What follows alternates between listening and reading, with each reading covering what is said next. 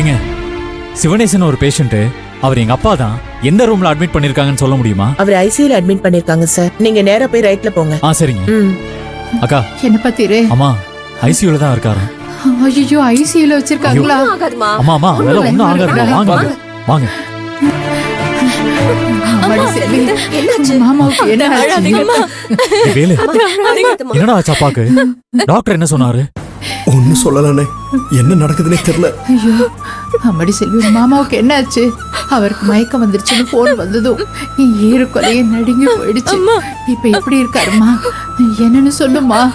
அவர் எப்படி இருக்காரு? யாராவது பதில் சொல்லுங்கடா. அத்தை, நீங்க பயப்படாதீங்க. டாக்டர் ட்ரீட்மெண்ட் கொடுத்துட்டு இருக்காரு. மாமாக்கு எதுவுமே ஆகாது.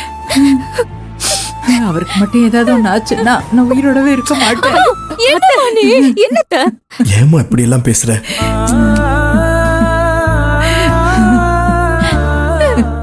வேலு, என்ன படி, உண்மையை சொல்லிடா. அப்பாவுக்கு என்னடா ஆச்சு? நல்லா தானடா இருந்தாரு, அதுக்குள்ள எப்படிடா இப்படி? நாங்க மண்டபத்துல இருந்து எல்லா வேலையும் முடிச்சுட்டு வீட்டுக்கு கிளம்புறதுக்கு ஏற்பாடு பண்ணிட்டு இருந்தோம்.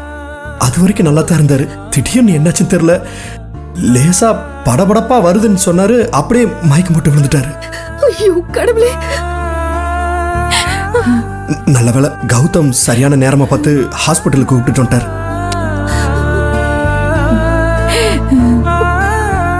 இந்த பாருங்க, நீங்க எல்லாரும் அவர் மேல எவ்வளவு பாசம் வச்சிருக்கீங்கன்னு நான் பார்த்தேன்.